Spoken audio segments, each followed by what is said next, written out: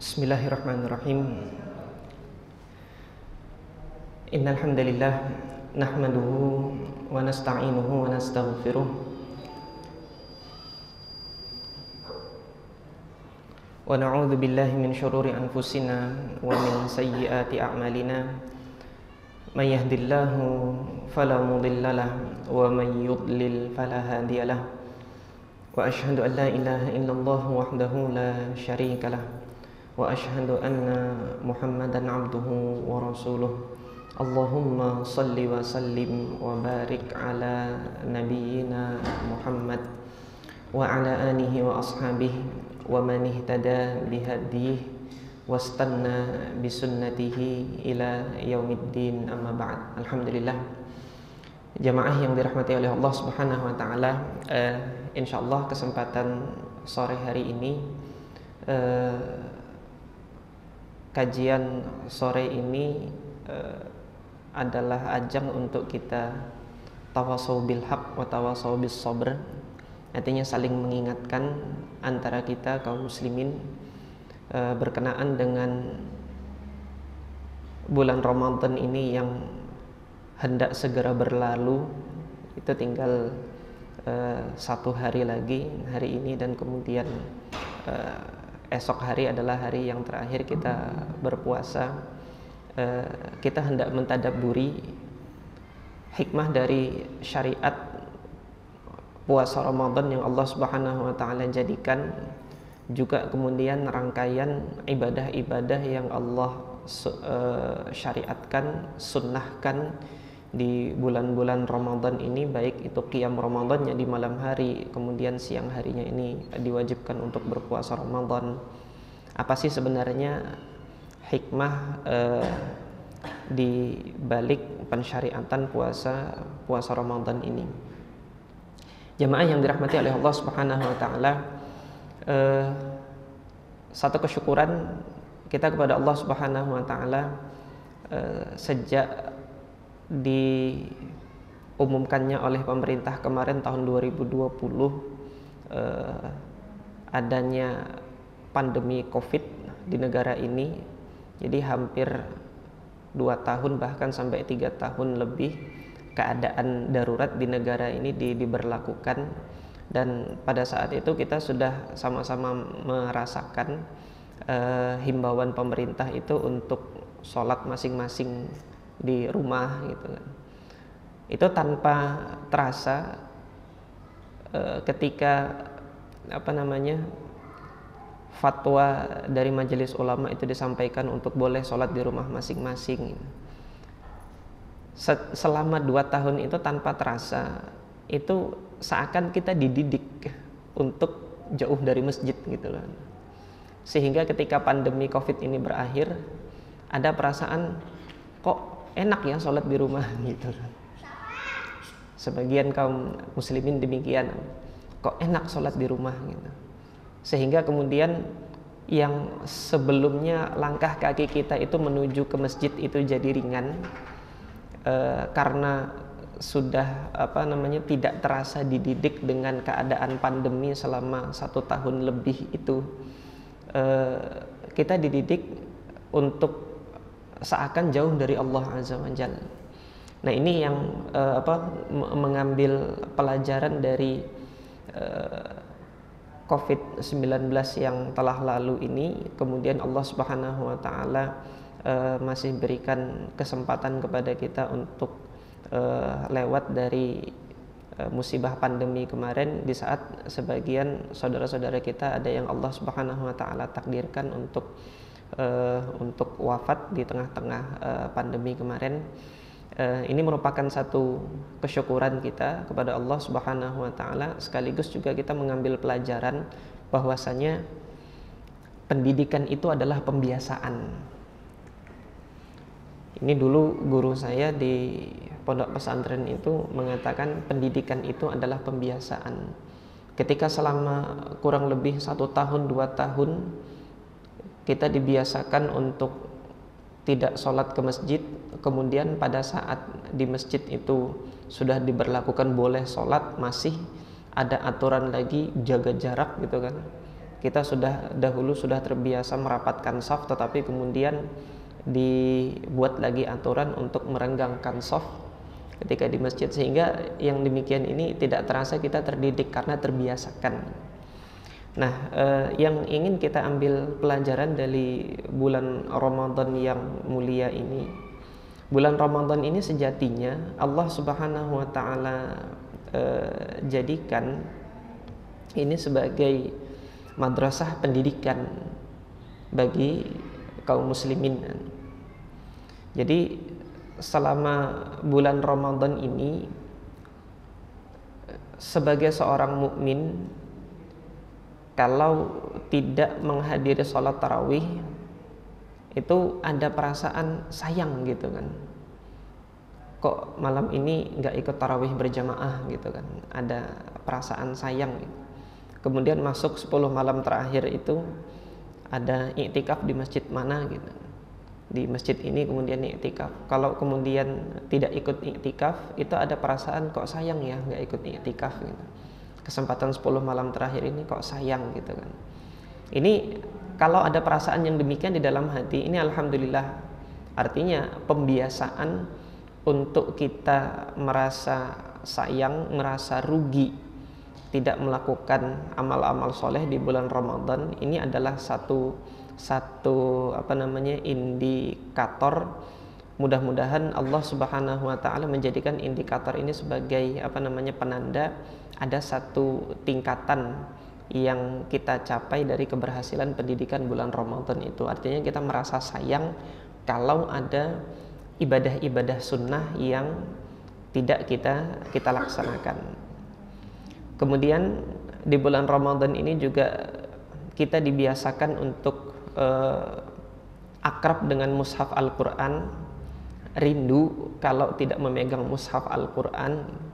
Kalau di dalam hati kita ada perasaan rindu untuk memegang mushaf Al-Quran, jadi ketika ada waktu-waktu kita ini berlalu tetapi kita tidak memegang mushaf, kok ada perasaan di dalam hati rugi, kemudian rindu dengan mushaf Al-Quran.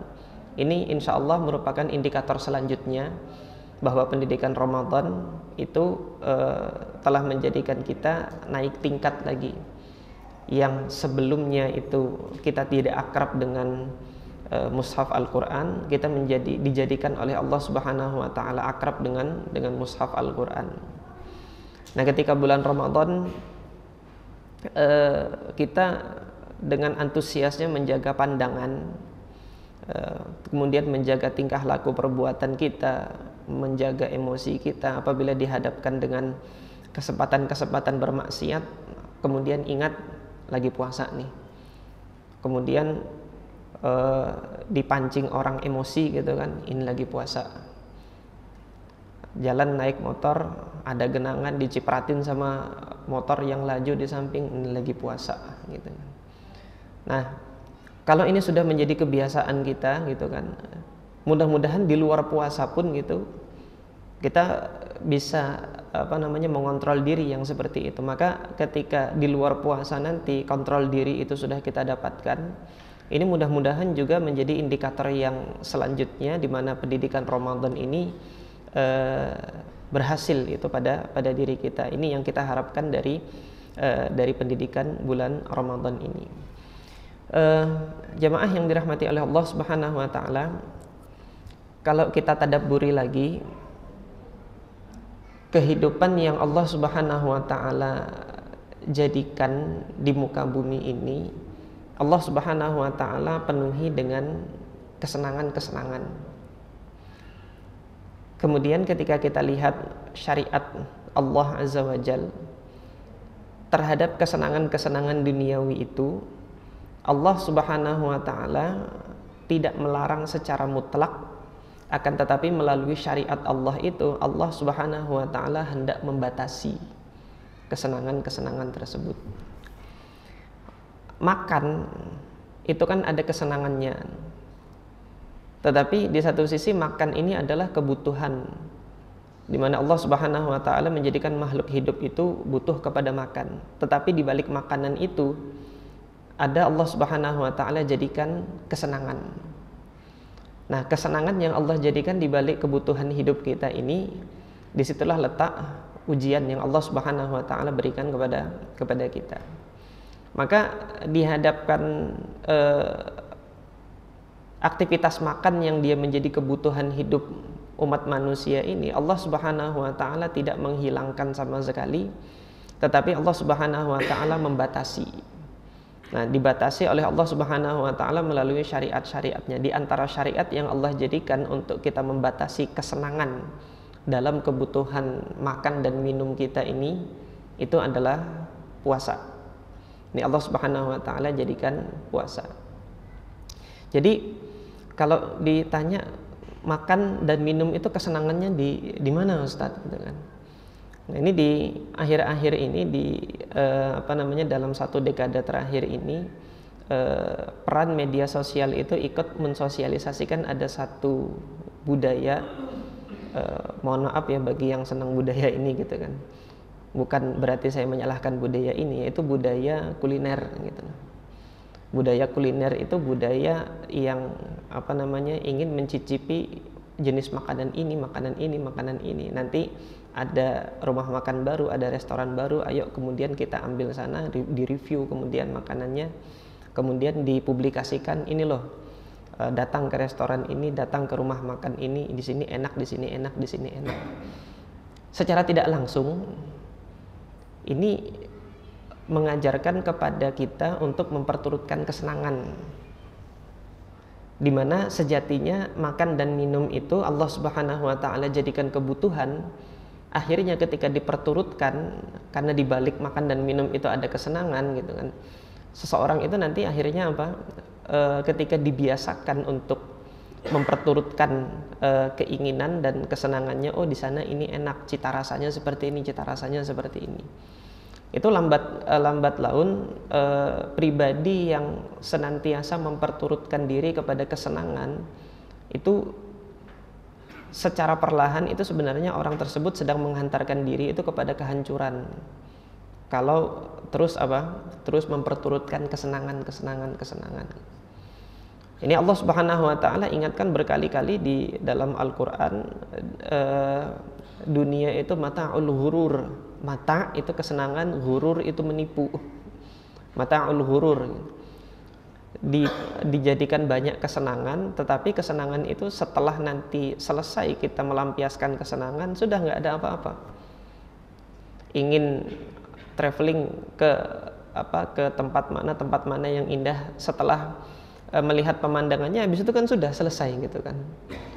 Tapi tidak sadar kos biaya yang kita keluarkan banyak seperti itu. Kalau kos biaya yang banyak yang kita keluarkan itu kita alokasikan kepada yang lebih bermanfaat, misalnya untuk menyantuni anak-anak yatim piatu dan fakir miskin, tentunya lebih bermanfaat daripada kemudian dialokasikan untuk bersenang-senang yang seperti itu. Sekali lagi, bersenang-senang itu tidak dilarang oleh syariat, namun syariat ini datang dengan membatasi. Nah, bagaimana syariat puasa ini membatasi kesenangan makan dan minum? Maka kita lihat Allah Subhanahu wa taala menjadikan syariat puasa ini kan tidak meninggalkan makan sama sekali. Tetapi Allah jadikan kita menahan diri untuk tidak makan dengan batasan waktu tertentu. Oleh karena itu syariat ini nanti tujuannya di antara hikmahnya, dia adalah membatasi diri kita dari memperturutkan nafsu kita ini untuk mengambil kesenangan-kesenangan gitu.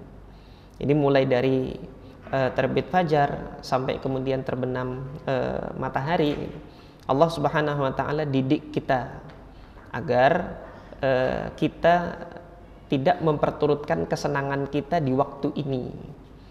Nah, manakala jiwa kita ini sudah kita biasakan untuk menahan diri dengan batasan yang tertentu ini, Allah Subhanahu wa taala kemudian akan menganugerahkan kepada kita kontrol diri gitulah.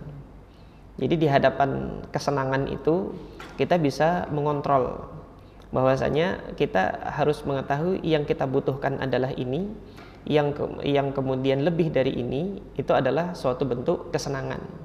Nah, ini dalam salah satu hadis yang perkara tentang makan, Nabi SAW pernah mengingatkan kepada kita, mala'a ibnu Adam, atau dalam riwayat yang lain, mala'a adamiyun wi'aan, tidaklah seorang anak cucu Adam itu memenuhi suatu tempat, wi'aan syarran min batnihi, yang lebih buruk daripada perutnya sendiri.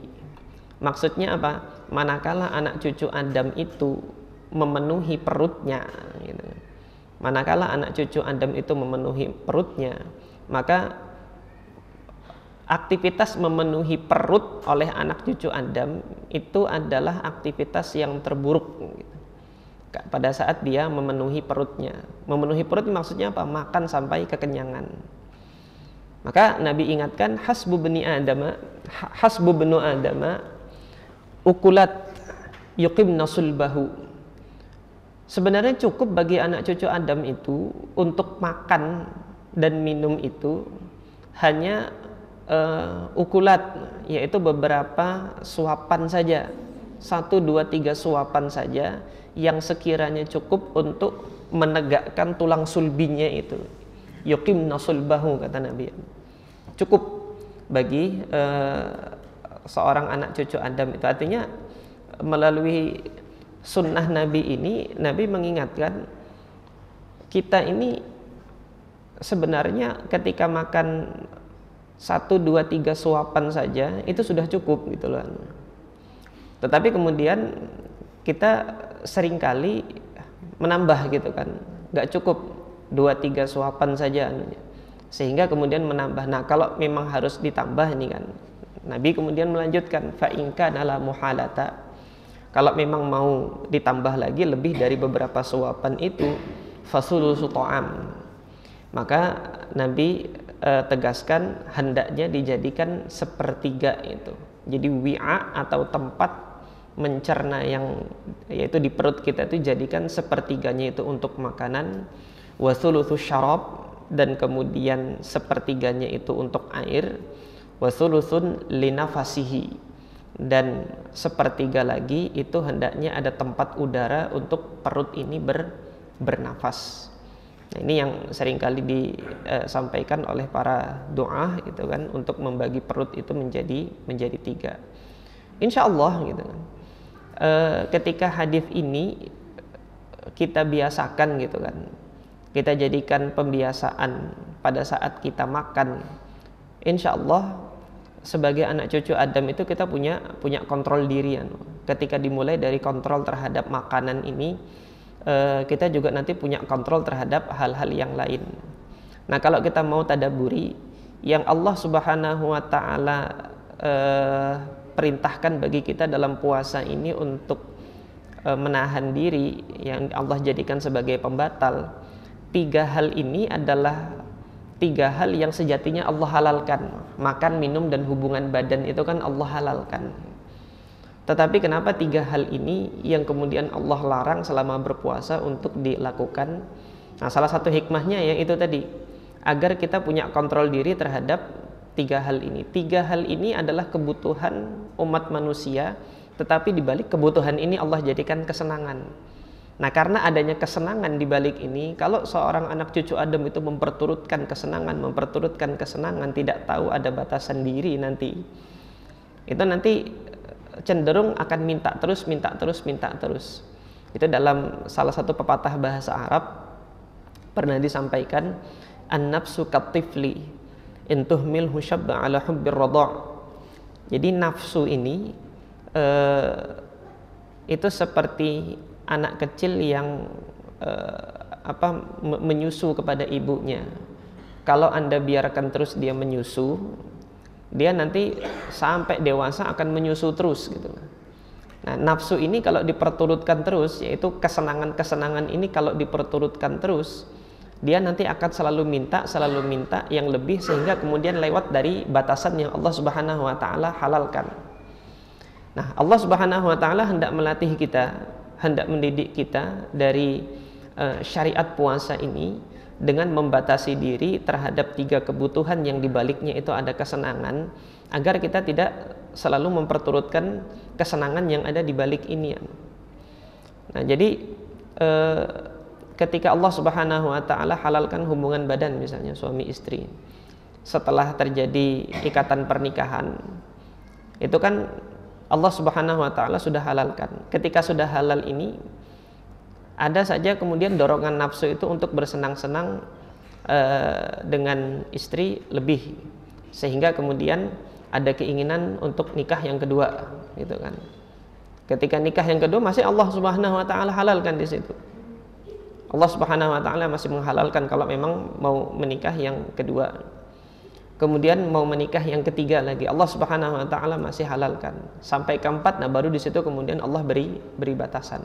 Sudah cukup sampai 4.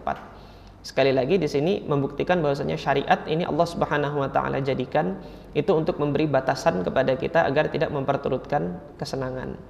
Nah, di luar sana orang yang tidak tahu aturan, yang dia tidak memiliki keimanan kepada Allah Azza wa Jalla, tidak tahu aturan, kita lihat kebiasaannya itu memperturutkan kesenangan. Perilaku seks bebas gitu kan. Itu pribadi-pribadi yang memperturutkan kesenangan. Orang yang memperturutkan kesenangan ini ketika selalu memperturutkan kesenangan, itu lambat laun hatinya itu tertutupi sehingga terhadap nasihat itu biasanya tidak menerima. Nah, maka antum nanti kalau melihat ada pribadi seseorang dinasihati susah, nah, lihat nanti kesehariannya, karakternya biasanya ada 1, 2, 3 hal atau bahkan kemudian banyak hal yang dia itu selalu memperturutkan kesenangan. Seperti contoh, mohon maaf, masalah musik. Ketika seseorang ini memperturutkan untuk kesenangannya untuk mendengarkan lantunan musik, kemudian untuk memainkan musik, dan dia larut dalam hal itu gitu kan. Ketika nanti diberikan nasihat, biasanya itu untuk menerima nanti dulu gitu loh. Ketika dia memperturutkan kesenangan terus. Rokok itu kan bukan kebutuhan, tapi sebenarnya itu memperturutkan kesenangan, memperturutkan nafsu. Pada saat Anda nasihati perokok itu gitu kan, itu biasanya akan mental gitu. Itu. Terus kemudian mohon maaf lagi untuk yang menyenangi makanan tertentu, tetapi makanan itu berakibat pada kesehatan dirinya. Karena sudah terlanjur senang makan makanan tertentu, tetapi makanan tersebut itu memberikan resiko diabetes atau kemudian tekanan darahnya itu tinggi. Karena memang sudah senang dengan makanan itu, ketika dinasehati, ingat tekanan darahnya, ingat ininya. Mumpung masih hidup, makan nanti juga mati, tidak makan juga mati, sama aja gitu. Karena nasihat akhirnya apa? Mental gitu. Karena apa? Sudah membiasakan diri untuk memperturutkan kesenangan. Nah, sejatinya hikmah dari syariat puasa yang Allah Subhanahu wa taala jadikan ini, hendaknya kita sebagai anak cucu Adam, sebagai hamba Allah Subhanahu wa taala itu punya kontrol diri dengan membiasakan diri untuk membatasi diri kita ini terhadap hal-hal yang menyenangkan. Nah, 3 sumber hal yang menyenangkan itu adalah makan, minum, dan kemudian hubungan badan. Ini yang kemudian Allah Subhanahu wa taala latih kita, didik kita untuk menahannya. Nah, jamaah sekalian yang dirahmati oleh Allah Subhanahu wa taala, indikator keberhasilan pendidikan puasa atau madrasah bulan Ramadan ini, mari kita lihat nanti mulai hari raya Idul Fitri nanti. Membekas atau tidak gitu loh anunya. Membekas atau tidak rangkaian ibadah selama 1 bulan penuh ini nanti setelah hari raya Idul Fitri. Yang semula kita akrab dengan mushaf Al-Quran, ketika nanti sudah masuk bulan Syawal, adakah kita setiap harinya nanti meluangkan waktu dengan mushaf, atau kembali kepada kesehariannya yang lebih sering meninggalkan mushaf, meninggalkan bacaan Al-Quran? Kalau ketika Ramadan saat ini kita merasa sayang untuk tidak mendirikan sholat malam, yaitu sholat tarawih berjamaah, nanti selepas Ramadan Adakah kita merasa rindu lagi setelah sholat isya itu kalau kita tidak melaksanakan qiyamul lail meskipun hanya 1 rakaat? Adakah rindu atau kemudian kita lemparkan lagi tubuh kita atau jasad kita ini kepada kesenangan untuk tidur di malam hari dengan tidak sedikit pun bangun munajat kepada Allah Azza wa Jalla gitu. Itu kita lihat nanti setelah Ramadan ini. Maka setelah Ramadan nanti juga kita lihat pada saat Ramadan kita bisa membatasi diri untuk tidak makan dan minum, memperturutkan kesenangan kita dalam batasan waktu yang telah Allah Subhanahu wa taala jadikan. Nah, nanti setelah Ramadan ini apakah bablas gitu kan, kata orang Jawa itu, kelewatan. Dulu guru saya memberikan perumpamaan itu seperti apa? Seperti kuda yang lepas dari kandang, kemana aja lari kemudian ditabrak aja gitu. Selepas bulan Ramadan ini apapun hidangan makanannya itu lahap saja, selahap-lahapnya gitu kan. Nah, sampai di sini Allah Subhanahu wa taala sebenarnya masih sayang kepada kita gitu loh. Ketika 1 Syawal ini Allah Subhanahu wa taala jadikan sebagai hari makan-makan ya. Hari di mana semua hidangan silahkan untuk dimakan gitu kan. Di di tanggal 1 Syawal nanti. Allah Subhanahu wa taala masih sayang kepada kita dengan menjadikan syariat puasa Syawal nanti. Man shoma Ramadhana tsumma tabi'ahu sittan min Syawal. Kemudian diikuti oleh 6 hari berpuasa di bulan Syawal. Ini sekali lagi juga sebagai kontrol diri yang Allah Subhanahu wa taala anugerahkan kepada kita agar kita enggak bablas, enggak kelewatan setelah bulan Ramadan ini untuk memperturutkan panggilan dari dalam perut kita. Ayo makan ini, ayo makan ini, ayo makan ini ya. Nah, ketika melihat kembali kepada hadis Nabi ini tadi, Nabi SAW mensifati orang yang makan kekenyangan itu dengan sifat syarr, buruk gitu kan. Ma mala'a ibnu Adam wi'a'an syarran min batnihi. Tidak ada tempat yang lebih buruk, kata Nabi, untuk dipenuhi oleh anak cucu Adam itu melebihi perutnya sendiri. Jadi pada saat dia memenuhi perutnya itu sekenyang-kenyangnya, itu merupakan suatu keburukan gitu. Nah, mudah-mudahan kita ingat dengan sunnah ini, dan kemudian Ramadan ini setelah kita selesai ini merupakan satu madrasah bagi kita, madrasah untuk kita meningkatkan kualitas diri kita di hadapan Allah Subhanahu wa taala. Tidak hanya sekedar formalitas kita puasa menahan makan dan minum, menahan hal-hal yang buruk selama kita berpuasa, tetapi hendaknya ada perubahan dalam diri kita untuk menjadi pribadi yang lebih baik lagi di hadapan Allah Azza wa Jalla, yang dahulunya itu nggak bisa ngontrol emosi, setelah puasa ini nanti bisa menjadi pribadi yang lebih bisa mengontrol emosi, tidak marah meledak-ledak, tidak berlebih-lebihan dalam marah gitu. Dan dengan puasa ini juga ketika kita melihat adanya rahmat Allah Subhanahu wa taala di dalam puasa ini, kita juga hendaknya memperbesar rahmat kita juga kepada makhluk Allah yang lain. Nah, ini kalau kita mau mentadaburi lagi gitu kan, pada saat Allah Subhanahu wa taala, kenapa kalau kita berbuat salah itu kok nggak langsung diazab oleh Allah Subhanahu wa taala, padahal kalau kita hitung dosa kita ini banyak gitu, tetapi tidak langsung dihukum oleh Allah Subhanahu wa taala. Tetapi dalam hati kita kalau melihat ada orang yang melakukan kesalahan, melakukan kezaliman, rasanya dalam hati itu coba dihukum aja tuh orang gitu loh. Tetapi kenapa kok nggak langsung dihukum oleh Allah Subhanahu wa taala? Allah Subhanahu wa taala itu dalam salah satu hadis Nabi SAW pernah menyampaikan bahwasanya Allah telah menetapkan inna rahmati wasi'at ghadabi. Rahmatku, kasih sayangku itu, kata Allah, itu lebih luas daripada amarahku. Itu pernah Allah Subhanahu wa taala sampaikan melalui lisan Nabi SAW. Artinya belajar dari hadis ini apa? Untuk kita belajar mengontrol emosi diri kita, rasa amarah diri kita ini memperbesar kasih sayang kita. Kalau kita sayangnya itu lebih besar kepada makhluk Allah, insya Allah marahnya itu akan semakin kecil.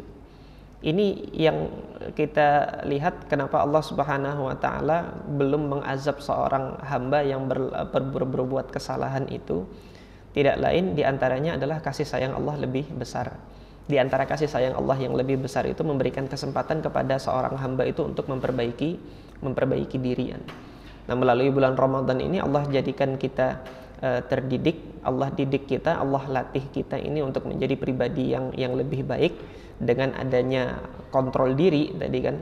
Nah, kita berupaya membatasi diri kepada kesenangan-kesenangan sehingga kemudian mudah-mudahan Allah menganugerahkan kontrol diri kepada kita. Kalau yang senang saja kita bisa kontrol, apalagi yang haram gitu loh. Jadi yang halal dan menyenangkan itu kita bisa mengontrol dan membatasi diri. Nah, maka goal terakhirnya itu terhadap yang haram itu kita juga bisa menahan diri. Lebih mudah bagi kita untuk bisa menahan diri. Nah, kaitannya nanti ketika melakukan kita dihadapkan kepada situasi-situasi yang memancing emosi kita, ingat ketika kita sayang gitu kan, sayang kita lebih besar, insya Allah emosi itu lebih kecil terhadap istri. Mau marah sama istri, kalau sayangnya sama istri itu lebih besar, insya Allah marahnya nggak jadi gitu loh. Kepada anak, kalau sayangnya kepada anak itu lebih besar, marah itu insya Allah nggak jadi gitu loh. Mau marah meledak-ledak itu insya Allah nggak jadi. Karena apa? Karena sayangnya itu lebih besar, kasih sayang itu lebih besar. Oleh karena itu kemudian hendaknya kita memperbesar kasih sayang ini agar kemudian emosi itu semakin kecil dan kita lebih memiliki lebih memiliki kontrol diri dalam hal ini. Nah, ini insya Allah yang bisa saya sampaikan sebagai pengingat bagi diri saya sendiri. Pertama, mudah-mudahan Ramadan ini menjadi madrasah bagi saya pribadi dan kemudian bagi kaum muslimin yang lain, ketika kita mentadabburinya bahwasanya sebenarnya Allah Subhanahu wa Ta'ala sedang mendidik kita, sedang melatih kita agar kita menjadi hamba di hadapan Allah yang kualitasnya itu lebih baik lagi dan derajat kita itu lebih tinggi lagi di sisi Allah Subhanahu wa Ta'ala. Silahkan kesempatan setelah ini jika ada hal-hal yang ditanyakan oleh ikhwas sekalian, oleh jamaah sekalian, baik berkenaan dengan tema yang kita bahas ataupun kemudian permasalahan yang lain. Kalau permasalahan di luar tema yang kita bahas, mudah-mudahan saya ada jawabannya. Kalau pada kesempatan ini saya belum ada jawabannya, mungkin nanti jamaah bisa tanyakan kepada asatidzah yang lain atau di kesempatan yang lain nanti akan saya jawab kalau saya belum mendapatkan jawabannya pada saat ini. Tafadhal, silahkan jika ada yang ditanyakan. Enggak ada? Ya. Tafadhal. Tentang makanan tadi Ustaz. Ada tidak clue atau tipsnya untuk mengetahui kita batas sepertiga ini sudah cukup? Itu ya. Tipsnya kita masih bisa nafas. Untuk mengetahui itu sudah sepertiga gitu kan. Artinya ketika kita bernafas ini masih mudah. Masih mudah itu apa? Pada saat paru-paru ini menggembung itu kan dia mendesak lambung. Nah kan, ketika menggembung kita nafas itu paru-paru itu mendesak lambung gitu kan. Nah, kalau lambung ini penuh, itu nafas itu susah. Itu orang yang makan kekenyangan itu biasanya nafasnya susah dan kemudian beberapa saat setelah makan itu belum bisa beraktivitas dengan semangat, tetapi rasa kantuk itu datang dan kemudian bawaan itu pengen nyender aja, pengen bersandar aja. Itu kekenyangan gitu kan. Itu kekenyangan. Nah, jadi hendaknya dibatasi. Kalau saya pribadi gitu kan ngambil makanan itu untuk saat ini 1 centong itu. Kalau sudah 2 centong itu kenyang saya hanunya. Jadi 1 centong itu nasi, yang lainnya kemudian lauk pauk itu insya Allah sudah sepertiga. Itu ukuran saya. Nah, ukuran antum nanti beda-beda mungkinan. masing-masing dari antum ruang perutnya mungkin di Allah Subhanahu wa taala jadikan beda-beda. Jadi intinya pada saat antum setelah makan antum masih bisa bernafas dan kemudian berdiri itu masih mudah, melanjutkan aktivitas setelahnya itu tidak ada rasa malas, itu insya Allah sudah sepertiga itu anunya. Itu insya Allah sudah sepertiga. Tetapi ketika setelah makan ini kok bawaannya itu malas dan kemudian ngantuk, nah itu lebih dari sepertiga itu. Dia lebih dari sepertiga, ada ruangan yang dia ada ruangan yang terkurangi dari porsi sepertiga itu tadi. Jadi seperti itu insya Allah.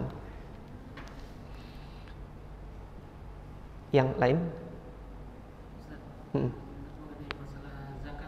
Oh iya, nggak apa-apa. Bagaimana seandainya anak ini sebagai musafir dan punya ekonomi yang sangat terbatas, tapi ingin sekali untuk melaksanakan zakat. Zakat. Tapi kalau anda bayar zakat, anda nggak akan ongkos pulang itu gimana? Zakatnya. Zakat itu wajib atas untuk saya itu apa gimana? Zakat fitri apa zakat mal? Zakat fitri. Apanya? Zakat fitrah. Oh, zakat fitrinya. Zakat fitri itu diwajibkan bagi kaum muslimin yang memiliki kelebihan makanan, bukan kelebihan harta, gitu kan. Dia kelebihan makan. Artinya perkiraan di hari Idul Fitri nanti ada nggak yang bisa kita makan, gitu kan. Kalau ada yang bisa kita makan dan kemudian setelah kita makan di hari raya Idul Fitri itu ada kelebihan dari itu, gitu, maka kita masih wajib untuk melaksanakan zakat fitri itu anunya. Nah, dalam hal ini ketika nanti dihadapkan pada keperluan untuk safar yang seperti itu, gitu kan, hendaknya zakat fitrinya nanti tetap wajib itu untuk dilaksanakan kalau zakat fitri, karena hitungannya safar itu tidak wajib dan makan itu wajib, gitu loh. Jadi ukurannya itu kelebihan dari makanan. Nah, kalau nanti misalnya dibelikan bahan makanan itu, belikan bahan makanan yang sekiranya untuk ongkos pulang itu untuk masih bisa, gitu kan. Jadi bahan makan yang dibelikan itu bukan bahan makan yang dengan harganya kurang terjangkau, gitu kan. Tetapi beli dengan yang mungkin grade-nya itu masih di bawah, masih bisa terjangkau, sehingga kemudian masih bisa untuk safar. Nah, ini dalam hal ini pertanyaan yang antum sampaikan tadi, hemat saya zakat fitri itu belum gugur dengan alasan apa? Dengan alasan safar. Tetapi kalau tadi zakatnya zakat mal, itu baru gugur, gitu loh. Artinya belum wajib untuk zakat mal. Ketika nanti khawatir ongkos safar itu tidak ada, kalau zakatnya zakat mal. Adapun kalau zakatnya zakat fitri itu tetap wajib, karena zakat ini kelebihan diukurnya dengan kelebihan bahan makanan yang kita miliki.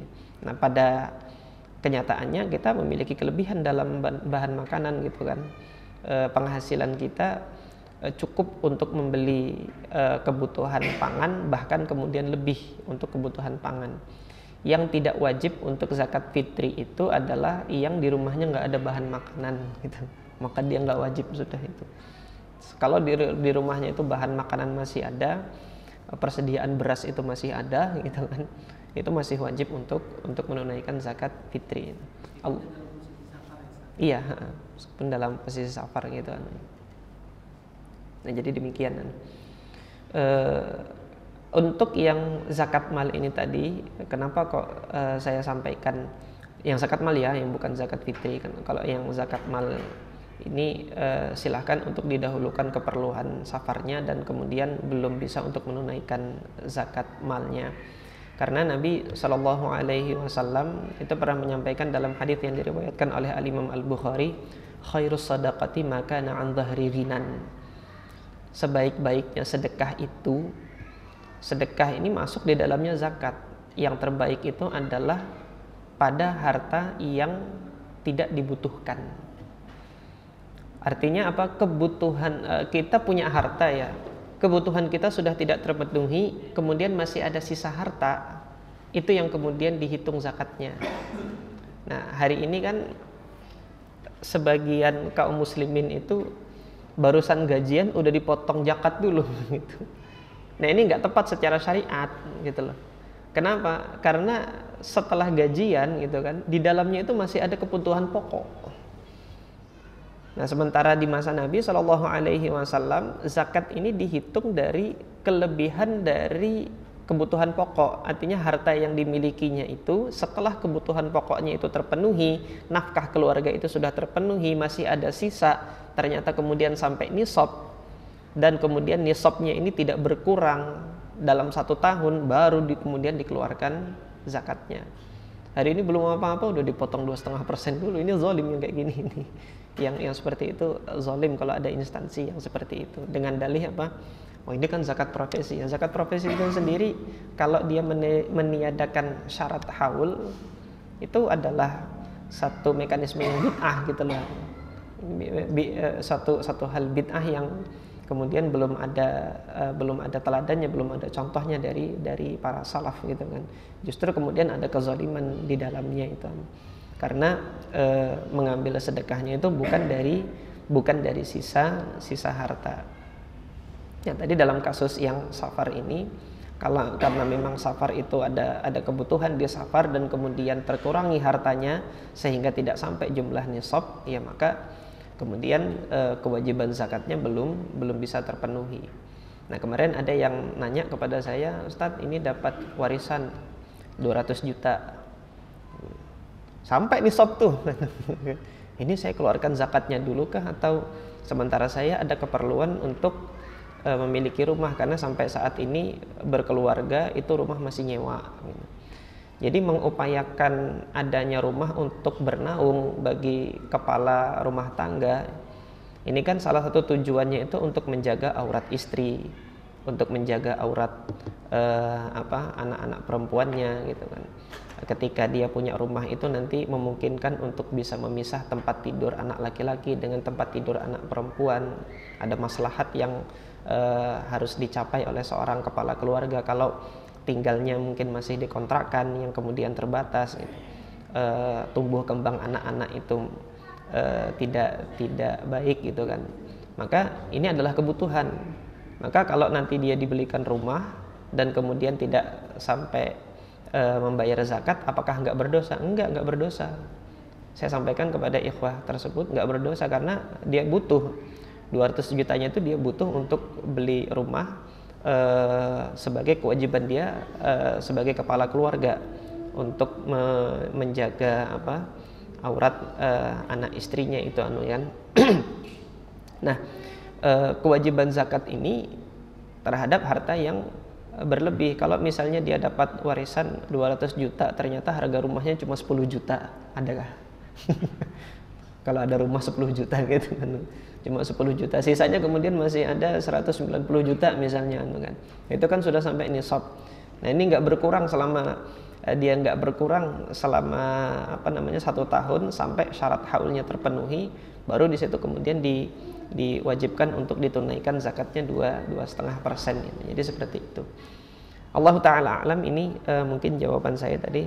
Zakat fitrinya belum gugur itu tadi untuk kasus antum tadi ya. Yang lain?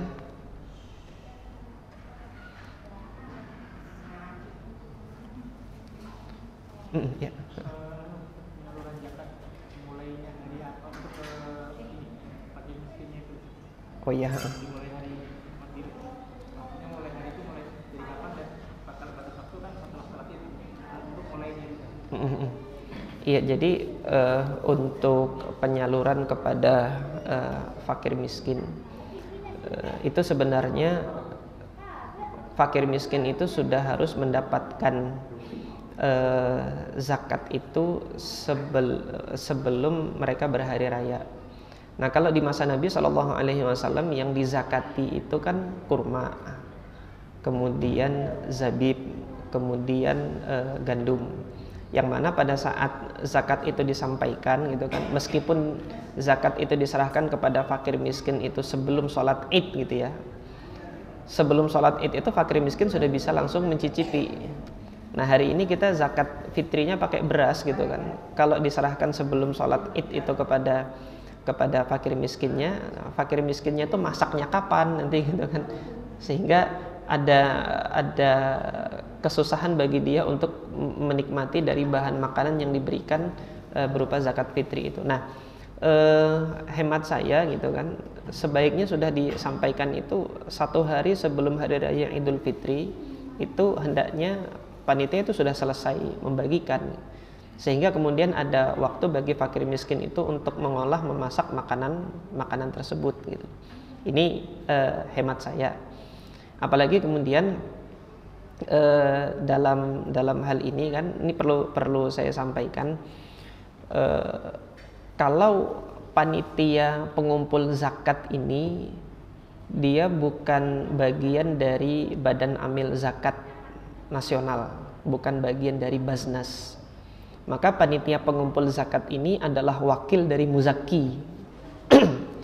Kalau wakil dari muzaki, ketika beras ini masih dipegang oleh panitia, itu muzaki itu belum tertunaikan zakat fitrinya karena masih dipegang wakil, dia belum tersampaikan kepada fakir miskin. Tapi kalau panitia pengumpul zakat ini dia merupakan bagian dari Basnas. Nah, merupakan bagian dari Basnas ini nanti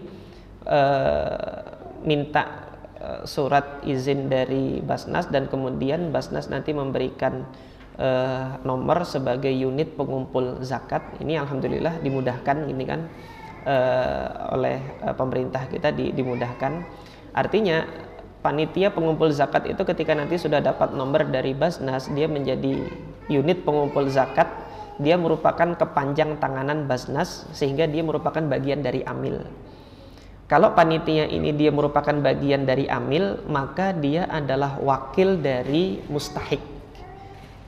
Dia wakil dari mustahik untuk menerimakan. Kalau dia wakil dari mustahik untuk menerimakan zakat gitu kan, meskipun muzaki ini nanti nyerahkannya 1 detik sebelum sholat Id gitu kan, tetapi oleh amilnya ini tadi belum sampai kepada fakir miskin, itu muzaki tadi sudah terhitung selesai dia menunaikan zakatnya, sudah dianggap tertunaikan zakatnya gitu loh, karena sudah disampaikan kepada pihak yang mewakili siapa? Mewakili fakir miskinnya tadi. Kenapa kok amil ini dia mewakili fakir miskin? Ini Allah Subhanahu wa taala tegaskan dalam Al-Qur'an, innamas shadaqatu lil fuqara'i wal masakini wal 'amilina 'alaiha. Sedekah itu merupakan milik bagi fakir dan kemudian miskin dan kemudian amil yang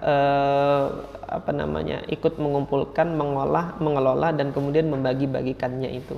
Nah, amil dalam hal ini dia harus ada izin dari pemerintah. Nah, di masa Nabi itu kan Fadl ibn Abbas itu pernah minta kepada Nabi SAW izin untuk dijadikan amil, tetapi Nabi SAW tidak mengizinkan karena Fadl ibn Abbas itu ahlul bait itu tidak boleh dia mengambil bagian dari zakat dan sedekah, sehingga tidak diizinkan oleh Nabi. Nah, berdasarkan hadis ini, seorang amil itu harus ada izin dari imam, harus ada izin dari pemerintah. Nah, ketika dia mendapatkan izin dari pemerintah, maka dia menjadi amil. Kalau tidak ada izin dari pemerintah gitu kan, tidak ada nomor unit pengumpul zakat dari Basnas, karena lembaga yang berwenang di pemerintahan kita ini Basnas gitu kan, maka dia adalah panitia yang mewakili muzaki saja. Kalau dia panitia yang mewakili muzaki, ini hendaknya panitia ini sudah harus selesai membagi-bagikannya 1 hari sebelum hari raya Idul Fitri, agar nanti tidak ada zakat yang belum tersampaikan sebelum sholat Id. Kalau nanti ada beberapa bagian dari zakat yang belum tersampaikan setelah sholat Id itu dilaksanakan, nah ini panitia tersebut karena dia wakil dari muzaki bertanggung jawab terhadap zakat yang belum tersampaikan tersebut ini. Jadi demikian. Allahu taala alam.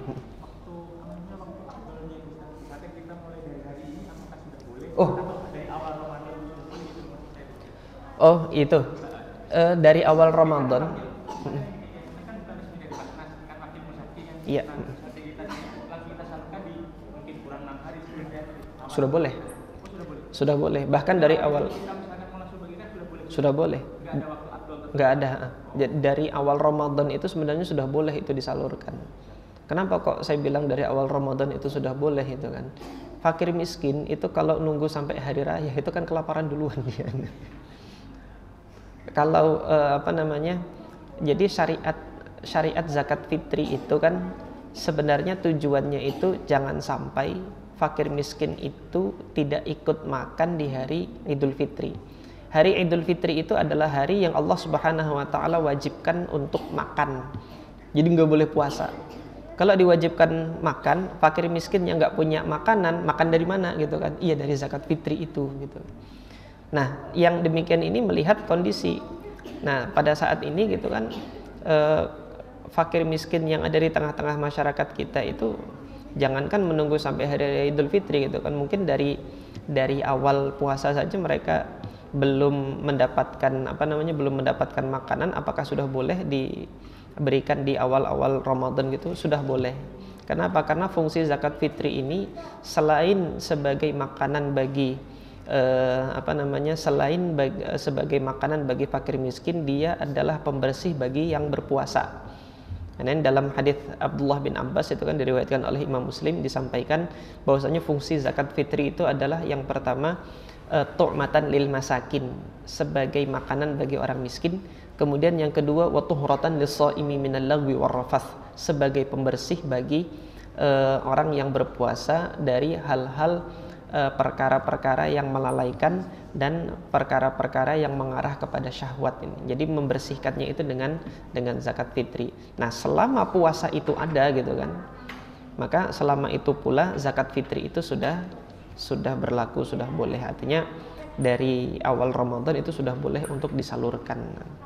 Nah, hanya saja para ulama itu kan melihat afdalnya itu kenapa mendekati hari raya Idul Fitri, karena memang tujuan asalnya zakat fitri itu untuk memenuhi kebutuhan makan fakir miskin di hari raya Idul Fitri itu. Jadi demikian.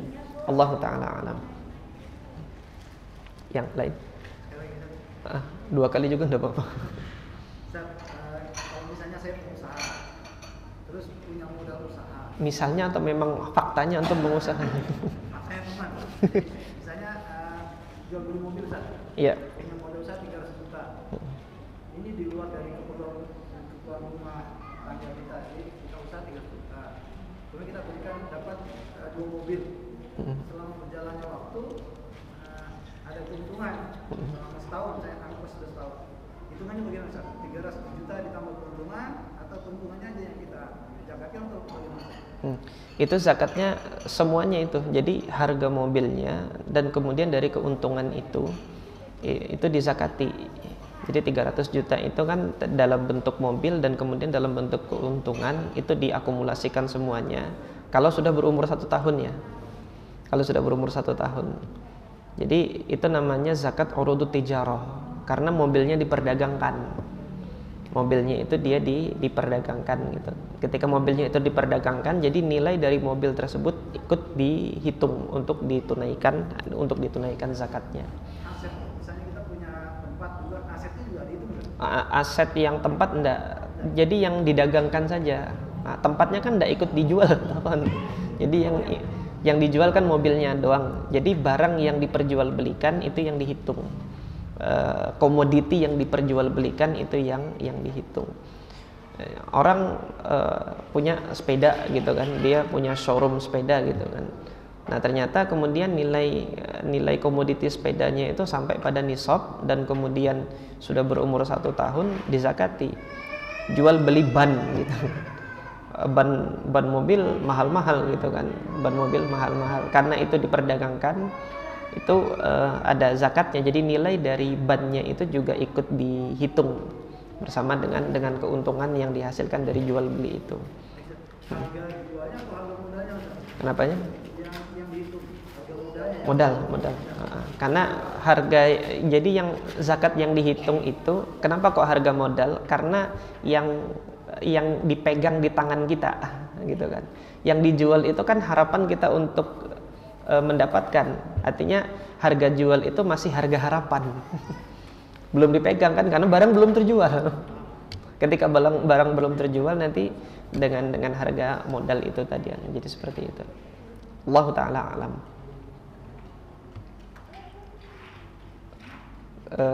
Kita cukupkan untuk kehidangan iftar atau seperti apa ini? Atau ada lagi? Kalau sudah berarti kita cukupkan sampai di sini. Kita bersiap untuk kehidangan iftar. Kita akhiri. Subhanakallahumma rabbana wa bihamdika asyhadu an la ilaha illa anta astaghfiruka wa atubu ilaik. Assalamualaikum warahmatullahi wabarakatuh.